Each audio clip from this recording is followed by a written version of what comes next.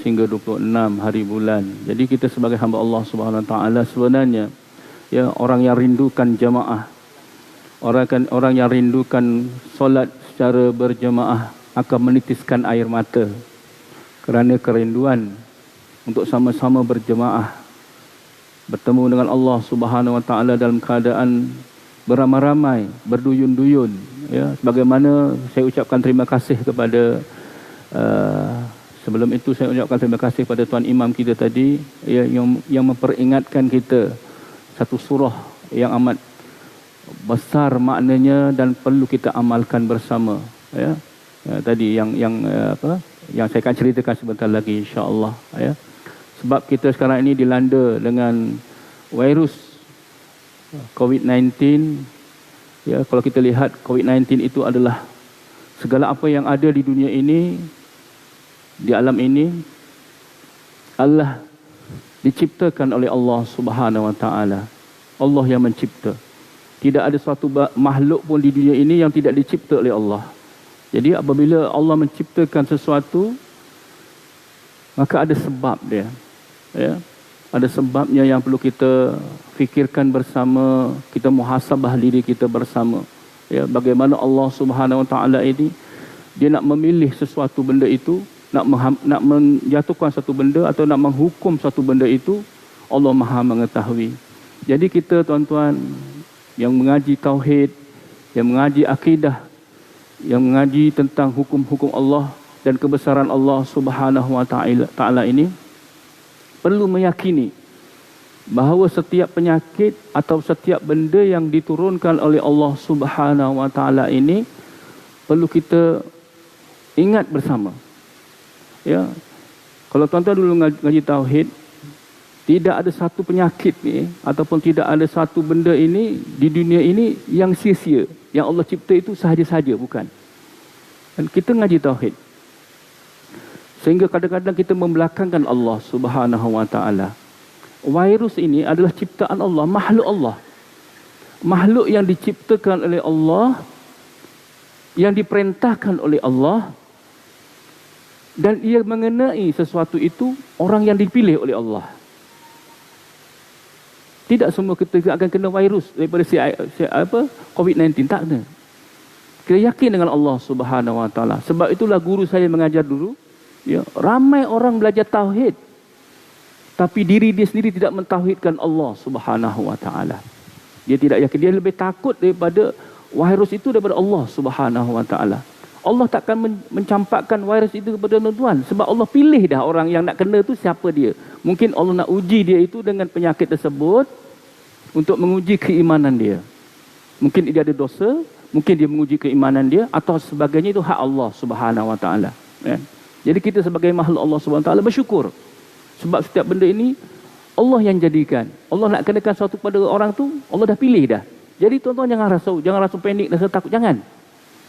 Ada hadis Rasulullah sallallahu alaihi wasallam menjelaskan kepada kita, la adwa wala tiarata wala hammata wala syafara minal mazlumi kama tufirru minal asad. Allah apa yang Nabi Muhammad SAW mengatakan bahawa la adwa, tiada, jangan tiada kesialan, wala tiarata pada burung-burung, wala hammata tidak ada pesakit yang berjangkit, wala hammata dan yang melata semuanya itu.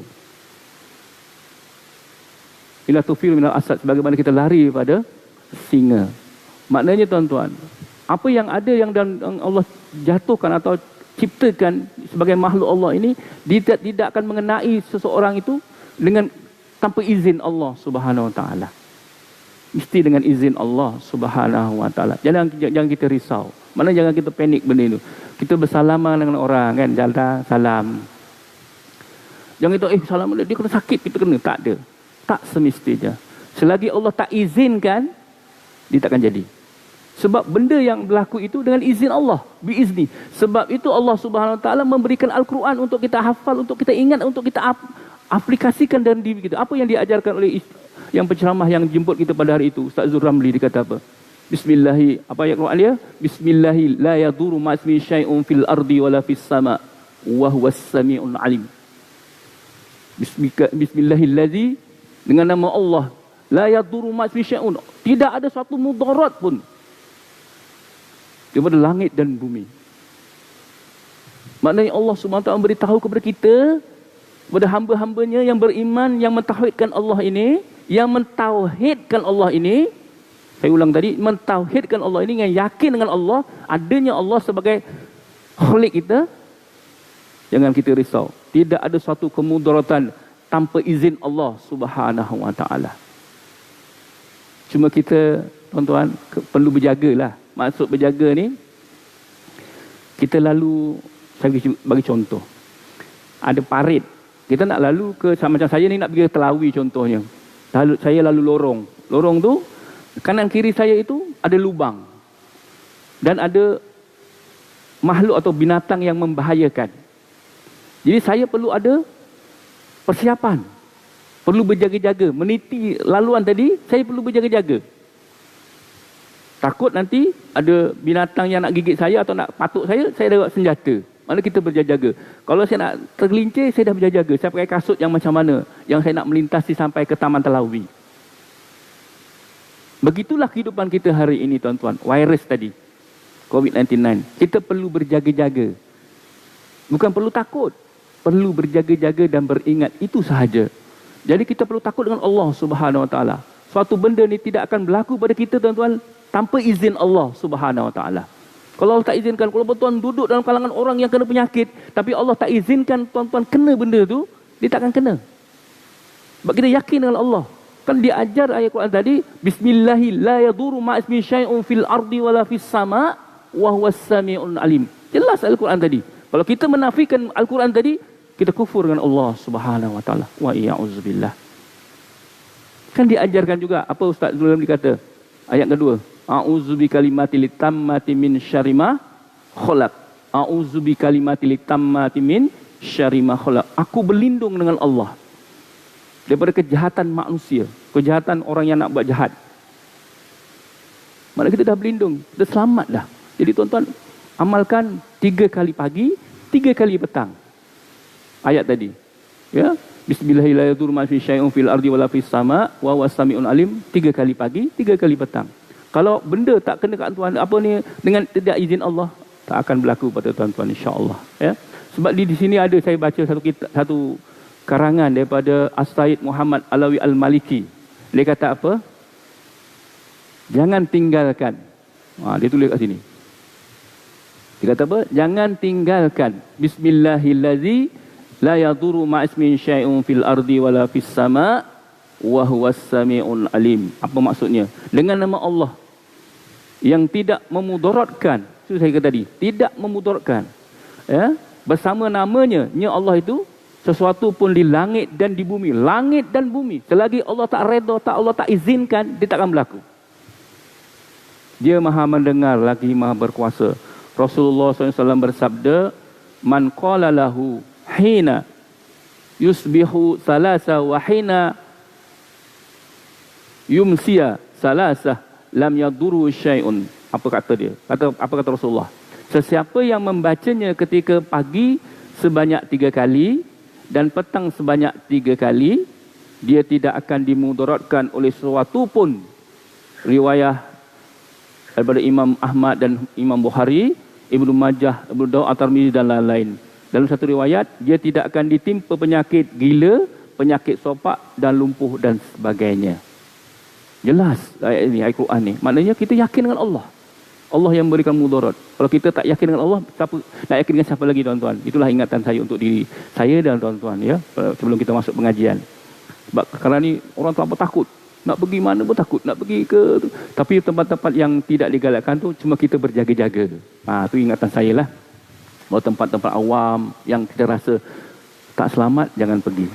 Ya, itu perlu berjaga, itu dinamakan berjaga-jaga, beringat dan berjaga-jaga. Tapi macam tuan-tuan datang ke masjid, semua yang ada di hadapan saya ada wuduk.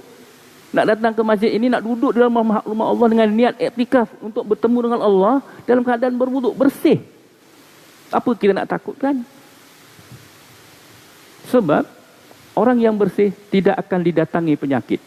Penyakit kematian itu apabila berlaku kerana mungkin sebab-sebab sakit jantung, kan? Darah tinggi, Lagi apa? Kanser. Itu bukan virus. Itu adalah penyakit yang didatangkan oleh Allah kepada manusia yang tertentu. Ya, kalau peringkat dah umur 50-60 tu perlu berjaga, itu memang. Tapi kalau virus itu terus tiba datang semua kena, jarang berlaku. Ya, itu janji, memang itu janji Allah SWT. Allah tanpa izin Allah takkan berlaku. Jangan risau. Ya, jangan kita takut. Tuan-tuan hadirin muslimin muslimat yang dirahmati Allah sekalian. Baik, kita masuk pengajian kita. Ini pengajian saya untuk yang ini, kitab ni adalah kitab yang penutup dah ni, ya, pada malam ni insya-Allah. Pada yang akan datang kita akan kitab lain pula insya-Allah. Ya, baik. Hadirin muslimin muslimat yang dirahmati Allah sekalian. Baik, masuk pengajian kita pada malam ini iaitu kaedah izastama al-sababu aw ghurur bil mubasyarah qadamat mubasyarah. Apa maksud dia? Apabila sebab penipuan dan perbuatan langsung berkumpul didahulukan perbuatan langsung. Apa maksud dia ni? Kaedah ini menyebutkan merujuk kepada suatu peristiwa yang berhimpun 3 faktor berbeza dari segi tahap hubungan dengannya, iaitu pertamanya sebab, yang keduanya penipuan, dan yang ketiganya perbuatan langsung. Mengikut kaedah ini, jika berhimpun 3 faktor ini yang tadi saya sebutkan ini, didahulukan perbuatan langsung kerana ia mempunyai hubungan yang paling rapat dengan peristiwa tersebut. Maknanya perbuatan langsung itu yang paling berat. Daripada hubungan 3 tadi, sebab dia, penipuan dia dan perbuatan langsung. Apabila bertiga ini bertemu, perbuatan langsung itu diambil kira. Baik, permasalahan kaedah. Dia kata kat sini kan. Dia kata apa? Satu kes pembunuhan yang dilakukan oleh 3 orang yang mempunyai fungsi yang berbeza. Ya, satu pembunuhan 3 orang. 3 orang ni bunuh. Bukan dia bunuh 3-3 ni. Saya nak ceritakan. Ada 3 orang ni melakukan pembunuhan. Ya, baik. Salah seorang daripadanya menjadi penyebab, iaitu menunjukkan kepada mangsa jalan yang menuju ke lokasi pembunuhan. Itu yang orang pertama. Dia ajak orang tu ke lokasi pembunuhan. Itu orang pertama.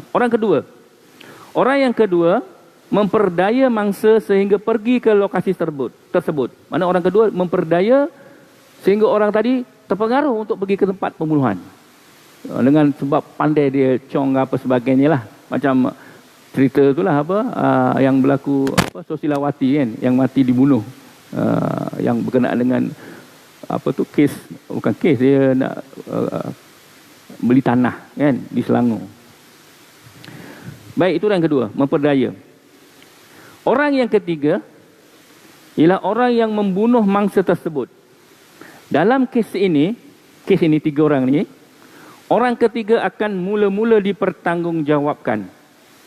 Orang lain dikira subhat dalam pembunuhan tersebut jika mereka merancang untuk melakukannya. Mana orang yang pertama, yang kedua penipuan, yang perbuatan langsung itu yang didakwa. Sebab dia yang membunuh orang tadi.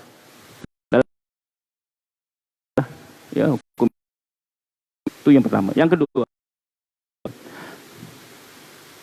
Imam As-Suyuti membawa contoh ringkas tentang kaedah ini, iaitu jika seorang tu menggali lubang, seorang lagi menolak mangsa ke dalam lubang, memerangkapnya di dalam lubang tersebut, lalu orang yang ketiga membunuhnya, tiga akan mula-mula dipertanggungjawab. Orang yang 2 tadi dia tak terlepas sebab dia bersubahat. Pendakwaan akan didakwa dalam segi hukum yang berat adalah orang yang membunuh. Itu dia, ya. Itu kaedah fake. Jadi ketiga-tiga salah ke ustaz? Salah. Memang salah. Cuma hukuman dia tak samalah.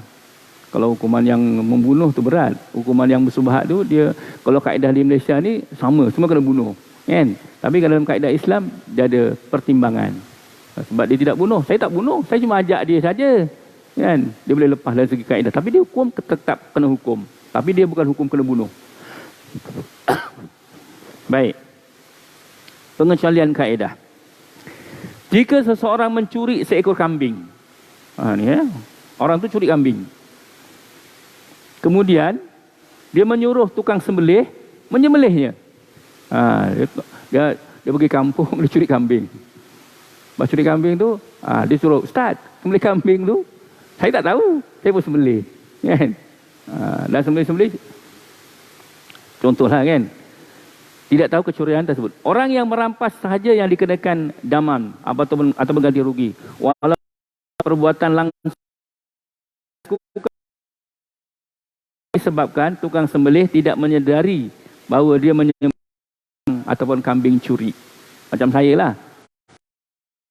Itu curi kambing, orang yang damam tadi, dia curi.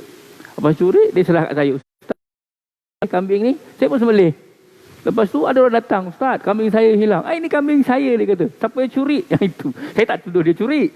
Kan? Dia kata, "Siapa yang," dia tanya saya, Ustaz dapat kambing ni pada mana?" Saya kata, "Orang tu." Oh, dia orang tangkap orang tu. Kan? Dan orang tu, saya tak salah. Sebab apa? Saya cuma sembelih. Saya tak tahu kambing tu curi ke, dia beli ke, tak tahu. Itu kaedah dalam hukum fiqh. Kaedah fiqh. Baik. Seterusnya, itu pengecualian kaedah. Seterusnya, jika seorang menyewa sebuah lori, ya, macam tuan-tuan sewa lori, lalu dia mengupah seorang pemandu membawa barang-barangnya yang melebihi had muatan tanpa pengetahuannya. Tiba-tiba lori tersebut rosak disebabkan muatan yang lebih tersebut. Ganti rugi kerosakan tersebut ditanggung oleh penyewa. Macam tu tadi, orang sewa tu, lepas tu dia bagi driver, kau bawa barang saya ni tiba-tiba lebih muatan. Lepas tu tukang yang beri sewa, masa kereta aku rosak? Dia kata, jadi kesalahan itu ditanggung oleh penyewa, bukan oleh pembawa. Tu kaedah fiqh. Baik. Seterusnya, yang ketiga, sekiranya seseorang diberi fatwa untuk memusnahkan sesuatu harta, kemudian setelah fatwa tersebut dilaksanakan, ya, ada orang bagi kuasa, dibagi fatwa untuk dia berkuasa lah, dan dia memfatwakan. Dia memfatwakan, ketahui bahawa fatwa tersebut salah. Tiba-tiba dah jatuh hukum, tiba fatwa tu salah. Orang yang dipertanggungjawabkan ialah orang yang memberi fatwa tadi. Kalau muftilah yang salah, kan? Dalam kaedah ni. Jadi itulah saya kata tadi bahawa kehidupan manusia ni, tapi kita ni terpaksa akur sebab kita orang biasa, kan, orang yang tidak ada kuasa. Jadi kalau pihak berkuasa menentukan besok mulai kosongkan masjid dan sebagainya, ataupun di kuarantin, maknanya kita ikut je lah arahan. Cuma kita bagi seorang yang macam tuan-tuan yang rajin datang ke masjid rumah Allah ni, kan, yang dah biasa datang, sayangkan berjemaah, tiba-tiba tidak boleh. Jadi perasaan hiba tu ada. Maknanya kalau ada perasaan hiba, perasaan sedih dan sebagainya, iman tuan-tuan kuat. Memang bagus tuan-tuan, iman kuat. Tapi kalau lagi seronok, iman tak kurang lah maknanya, gitu kan. Sebab tuan-tuan, berjemaah ni satu perintah. Perintah daripada Rasulullah, perintah Allah SWT. Kan ada hadis Rasulullah, rumah-rumah mana yang tidak didirikan solat berjemaah, maknanya rumah yang orang yang nak datang ke rumah, Rasulullah nak kumpulkan kayu, nak bakar rumah tersebut, kan. Ada kisahnya. Begitulah keadaannya, ya. Macam mana imam tadi baca tadi, imam baca surah Fil. Ini berlaku, ya. Zaman ketika itu zaman tahun gajah, orang panggil tahun gajah, kan, ya, tahun gajah. Datang satu gerombolan. Ketika itu Abdul Muttalib adalah tok kepada Nabi Muhammad SAW. Ya, Abdul Muttalib ni atuk. Dia kata, sebelum tu Abrahah, seorang pemimpin kafir ni, dia dah beritahu kepada Abdul Muttalib, "Wahai Abdul Muttalib, aku nak serang, aku nak robohkan Kaabah ni." Kata Abdul Muttalib, dia kata, "Ini rumah Allah. Aku tak ada kuasa. Aku diamanahkan sebagai penjaga rumah Allah sahaja. Aku tak ada kuasa. Kalau kamu nak robohkan, saya tak boleh kuasa nak menghalang kamu." Sebab ketika itu Abdul Muttalib ada kekuatan untuk menyerang balik Abrahah. Maka dia berserah kepada Allah Subhanahu Wa Taala. Dia serah pada Allah SWT bulat-bulat. Ya Allah, dia berdoa, ya Allah, Abraha nak serang, nak robohkan rumahmu, ya Allah. Dan akhirnya Abraha datang. Apa yang Allah utus dengan izin Allah? Iaitu burung ababil. Digambarkan dalam surah yang imam tadi baca. Alam tara kayfa, bismillahirrahmanirrahim. Alam tara kayfa fa'ala rabbuka bi ashabil fil. Alam yaj'al kaidahum fi tadlil wa arsala 'alaihim tayran ababil. Ila akhir ayat. Ila ayat ni maknanya Allah utuskan dengan izin Allah. Allah utuskan burung ababil. Burung ababil tuan-tuan bukan besar gajah, tak ada, kecil aja. Kecil burung ababil. Tetapi Allah Subhanahu Wa Taala perintahkan burung ababil ini membawa batu. Batu yang berapi. Dia akan jatuh itu macam laksana daun, jatuh kat daun tu macam laksana ulat makan daun. Habis. Jatuh tu zoom, hancur. Zoom, hancur. Ketika itu tak ada tentera Islam serang, tak ada.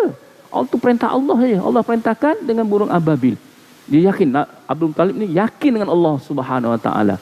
Semua itu kuasa Allah dengan izin Allah. Jadi kita sebagai hamba Allah ini juga perlu sama sedemikian. Kita ambil iktibar daripada peristiwa tadi.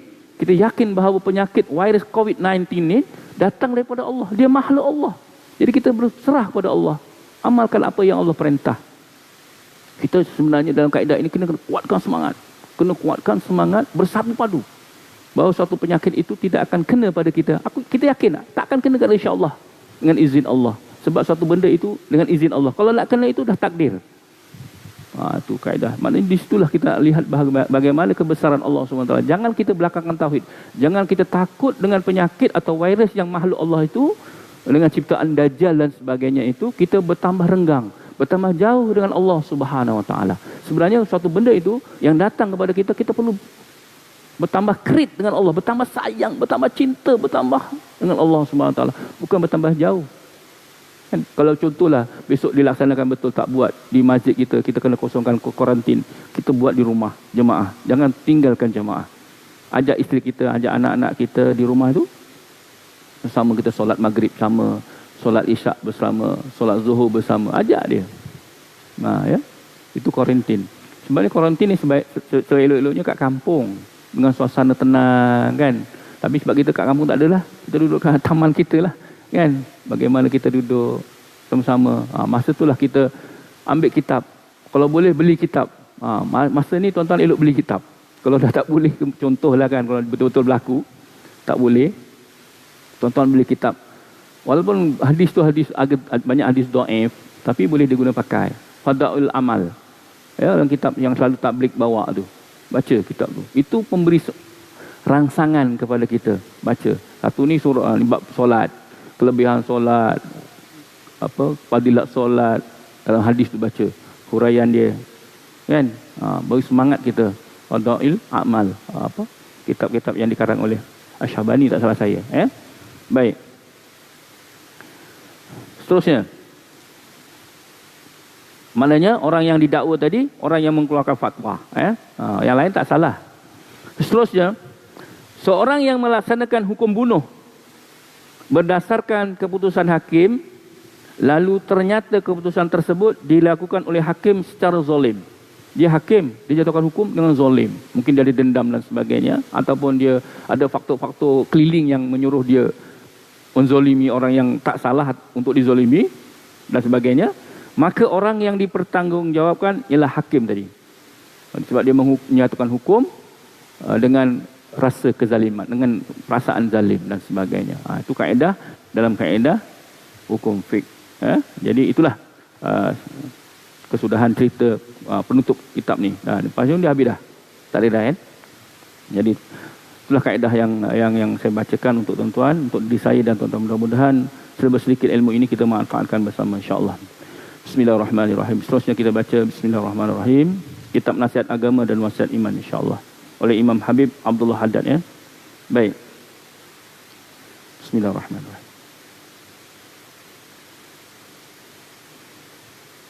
Saya nak mengimbas kembali sebagaimana yang saya katakan dahulu berkenaan dengan solat, iaitu beribadat ataupun melakukan ibadah di antara maghrib dengan isyak. Macam kita ni, kita buat pengajian. Kalau tak ada, mana kita kena beribadah. Kalau kita kat rumah dan sebagainya, kita kena menghidupkan suasana maghrib dengan isyak. Ya, di antara sunnah yang dituntut ialah menghabiskan waktu di antara maghrib dengan isyak dengan solat, iaitu yang paling utama, atau digunakan waktu itu dengan membaca Al-Quran atau berzikir kepada Allah Subhanahu Wa Taala seperti bertasbih, bertahlil dan bertahmid dan sebagainya. Ya, mana kita lakukan antara maghrib dan isyak, itu waktu yang paling elok kita lakukan.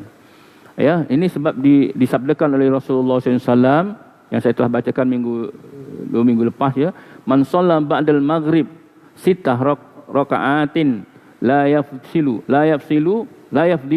ya bainahunna bi kalamin adalna lahu ibadatan nasnain asyratan sanah. Maksudnya, barang siapa solat 6 rakaat sesudah maghrib, tidak diselangi antaranya dengan suatu perbicaraan, nescaya samalah pahalanya dengan ibadah 12 tahun.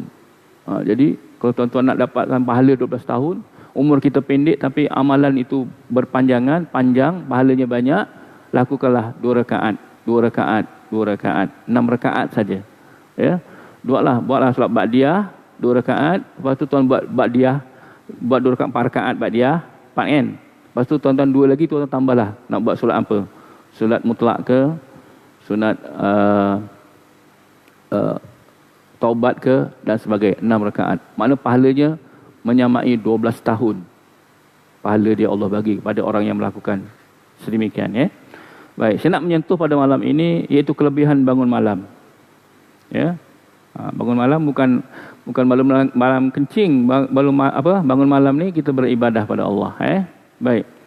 Bangkit di tengah malam mempunyai kelebihan yang banyak dan pahala yang besar. Tentang kelebihannya banyak disebutkan di dalam Al-Quran dan hadis yang sulit bagi kita menghitungnya satu persatu. Memang banyak kelebihan dia. Sebab itu hidupkan malam ini dengan suasana kita beribadah kepada Allah Subhanahu Wa Taala. Ini dijelaskan oleh firman Allah Subhanahu Wa Taala dalam surah Muzammil. Ya. Ayat ini memperingatkan kepada kita.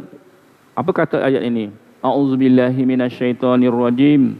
Ya ayyuhal muzammil qumil laila illa qalila nisfuhu awin kus minhu qalila aw zid alaihi waratilil qur'ana tartila. Ya, ayat 1 hingga ayat 4.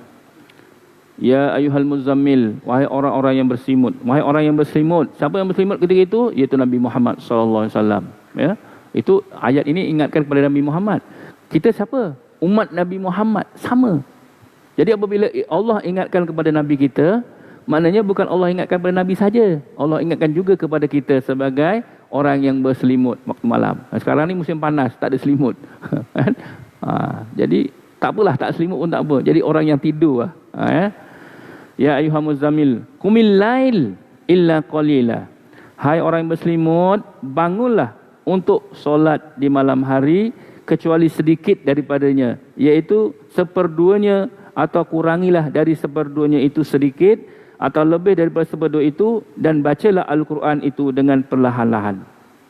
Maknanya kalau kita tak solat, kita bangun tapi tak nak solat, ataupun nak solat juga boleh, buatlah 2 rakaat solat tahajud. Solat tahajud jangan tinggal, buat 2 rakaat. Lepas tu kita nak solat lain malas kan?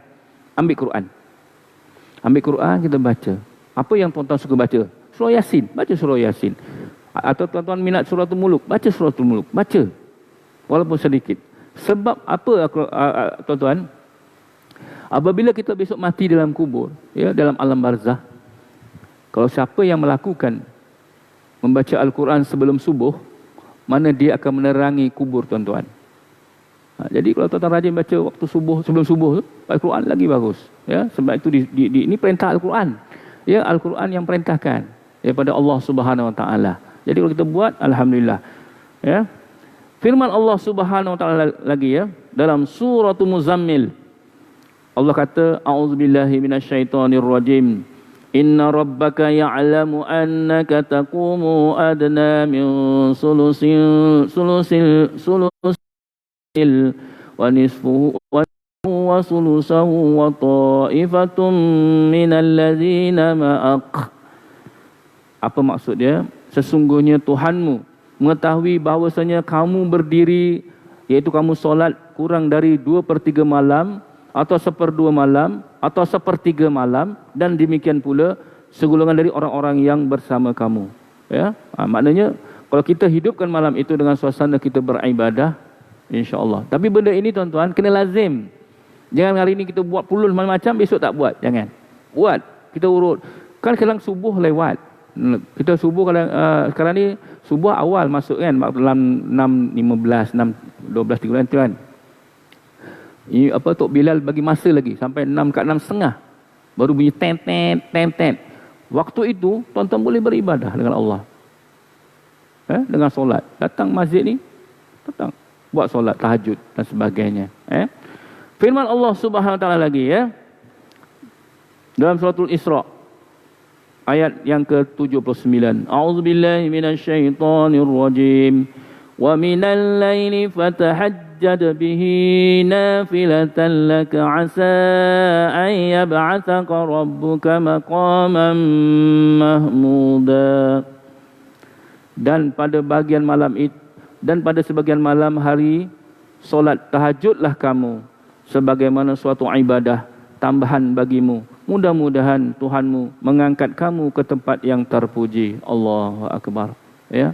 Sebab itulah banyak ini amalan-amalan para nabi dan amalan para orang-orang yang alim, orang-orang yang abid, orang yang alim dan sebagainya. Jadi tuan-tuan kalau nak masuk golongan itu, tuan-tuan kena buat ni. Bukan tuan-tuan, saya pun sama. Barulah kita suasana itu Allah akan campakkan nur dalam kita. Siapa yang rasa diri dia kalau malam itu dia tak bangun, dia tertinggal, dia rasa menyesal, rasa tak kena. Maknanya iman dia tebal. InsyaAllah dia dekat dengan Allah Subhanahu wa taala. Masa itulah tuan-tuan nak mengadu dengan Allah. Ya, waktu mengadu ni, waktu bila 2/3 malam Allah akan turun.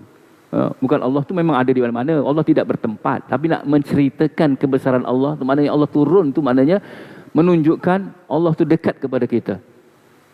Dia nak tengok mana hamba-hambanya yang bangun dan mengadu dengan dia. Allah suka orang mengadu dengan dia. Kalau kita lah, orang mengadu kita, kita lalu menyampah. Kan? Saya datang pada Haji kita, Haji Din. Banyak jumpa. Haji Din menyampah, jumpa Ustaz Jari. Contoh. Itu manusia. Tapi Allah sebaliknya. Apabila kita gaduh dengan Allah, lagi banyak, lagi Allah suka. Apabila kita sayang dengan Allah, Allah lagi sayang kat kita. Ya, tuan-tuan ngadu dengan ya Allah, bangun malam, dirikan solat dan sebagainya. Ya, memang malas tuan-tuan. Itu ujian Allah. Lagi-lagi dengan kita suasana macam ni. Bangun malam panas kan, rumah tak ada aircon.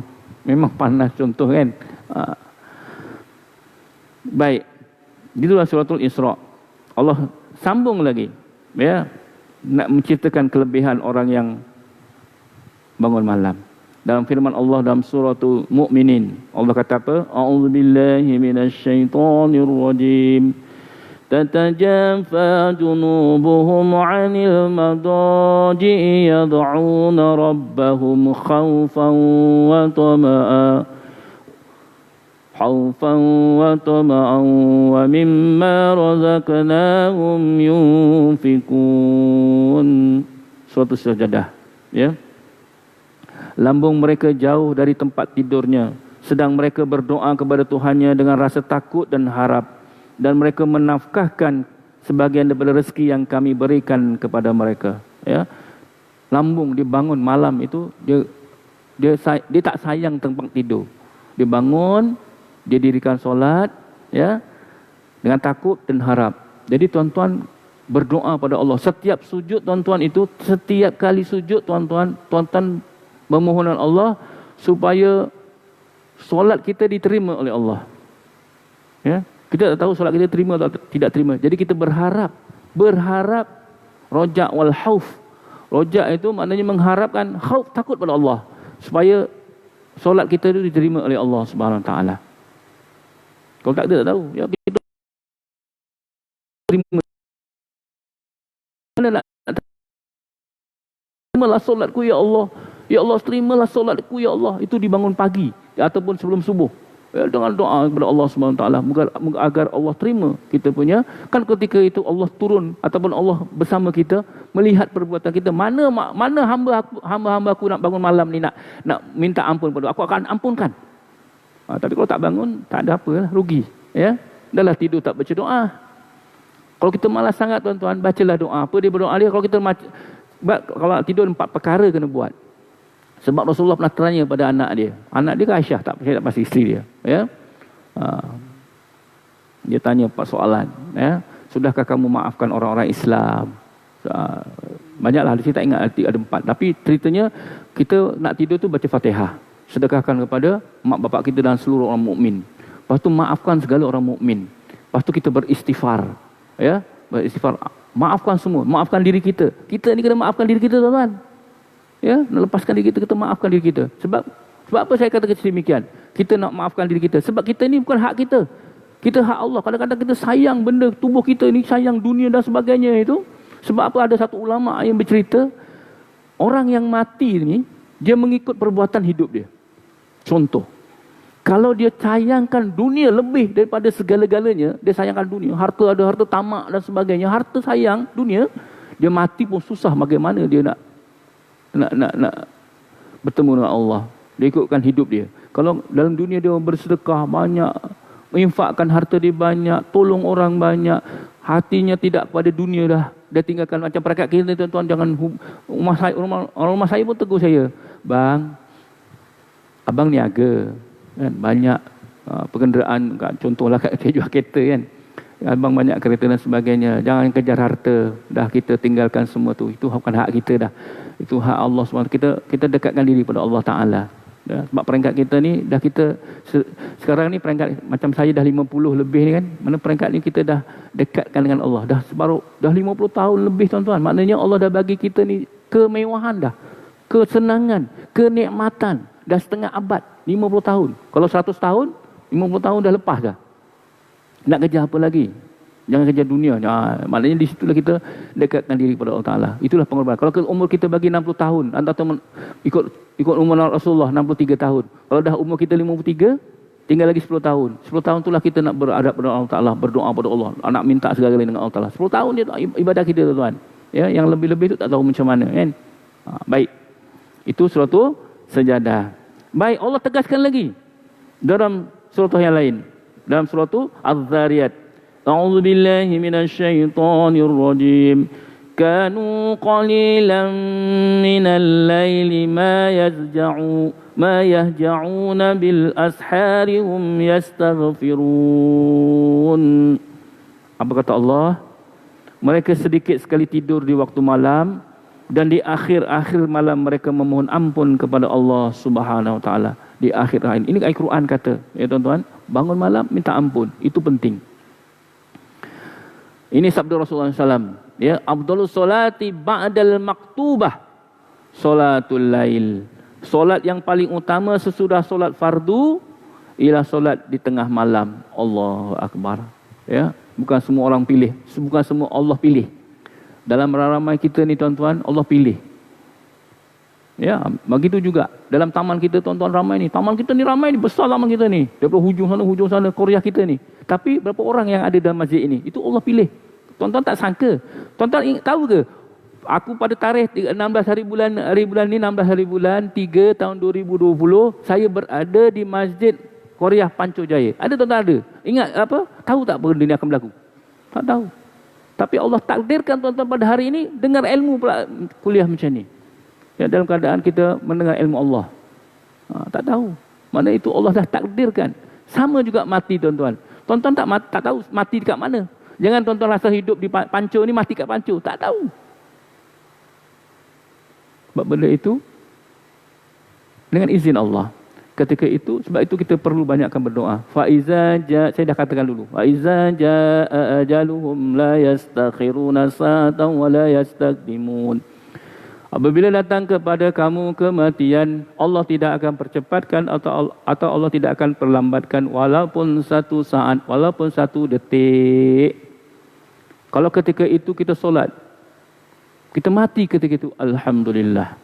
Ketika kita itu sujud dengan Allah, Mati ketika itu, alhamdulillah. Sebab itu kematian tidak tahu. Jadi kita perlu banyakkan bersyukur, banyakkan berterima kasih kepada Allah. Mudah-mudahan mati dengan husnul khatimah. Ya, kita doa pada Allah. Itu yang kita mampu. Sabdanya lagi. Alaikum biqiyamil lail fa innahu da'bus salihin qablakum wa qurbatan lakum wa maghfarat wa maghfaratun lisayyi'at wa minhahu 'anil is wa matraduhu da'i 'anil jasad. Apa maksudnya? Ya, hendaklah kamu membiasakan diri bangun di tengah malam, kerana yang demikian itu adalah amalan yang dibiasakan oleh orang-orang yang soleh sebelum kamu. Ia juga merupakan suatu cara untuk mendekatkan diri kepada Tuhan, menebus kesalahan, menjauhkan diri dari dosa dan menyingkirkan penyakit dari tubuh. Jelas. Maknanya ketika malam itulah tuan-tuan, ya, kita biasakan. Itu amalan orang-orang soleh. Kalau tuan-tuan bangun pada malam ni, tuan-tuan telah melakukan amalan orang-orang soleh. Ikut jejak dia. Kita nak mati yang husnul khatimah, kita kena ikut jejak-jejak dia. Innaka la tukhliful mi'ad. Allah tidak akan mungkir janji. Orang yang buat baik, Allah balas baik. Itu janji Allah. Kecuali dia ibadat ini ada syirik dengan Allah. Tahu syirik tuan-tuan? Syirik khafi dan syirik jali. Syirik yang nampak dan syirik tak nampak. Syirik yang tak nampak ni tuan-tuan, contoh dia ibadat, dia riak atau dia ujub. Wa ya'uzubillah. Ya, dia solat tapi dalam diri dia ujub. Aku ni lebih hebat daripada dia. Dia tak ada ilmu. Aku lebih alim daripada dia, ataupun aku lebih hebat, solat aku lebih dia. Jangan sekali-kali ada dalam diri kita ni. Itu mensyirikkan. Syirik yang pada diri kita, yang tak nampak. Jangan kita, biar kita solat sama-sama, niatkan, ya Allah, terimalah amalan ibadatku, solatku, jauhkan aku daripada sifat ujub dan syirik kepada Allah. Ya, sebab satu dosa ni Allah semua ampun. Kali satu je mensyirikkan Allah. Wa iya'udzubillah. Syirik kepada Allah, habis amalan kita. Itu baik tuan-tuan. Maknanya ketika itu tuan-tuan, itu amalan orang-orang yang soleh sebelum kamu. Ia juga merupakan suatu cara untuk mendekatkan diri kepada Tuhan. Nak dekat diri kepada Allah. Ketika itulah kita ngadu tuan-tuan. Waktu lain mungkin kita sibuk. Ya, waktu, sebab ketenangan waktu pagi itu tuan-tuan lebih tenang. Tuan-tuan mengadu, berbicara. Macam tuan-tuan bercakap dengan kucing. Atau tuan-tuan bercakap dengan pokok. Pokok tuan-tuan, kalau tuan-tuan cakap dengan pokok, dia pun dengar. Contoh. Saya tak kata jauh, saya kata dekat tanah saya. Apa ni, dekat tempat saya jual kereta tu. Kat belakang tempat jual kereta saya tu, kat belakang tu, ada pokok mangga. Orang Kelantan panggil pau rengan. Pau rengan ni pau yang kecil-kecil tu kan. Pau bak colek tu lah. Dah besar pokok tu, rimbun. Dia tak buah-buah. Lalu saya cakap, hai pokok, aku dah tanam kau. Allah besarkan kau. Kalau kau tak buah tahun ni, tahun lepas lah, bukan tahun ni, 2019. Kau tak buah tahun ni, aku tebang kau. Alhamdulillah. Dengan kuasa Allah Subhanahu Wa Taala, dengan kehendak Allah, dia berbuah. Jadi saya tak jadi tebang. Sebab kita bercakap dengan dia. Sama juga lagi dengan Allah. Kita perlu mengadu dengan Allah. Wahai Allah, ampun, minta ampun dosa.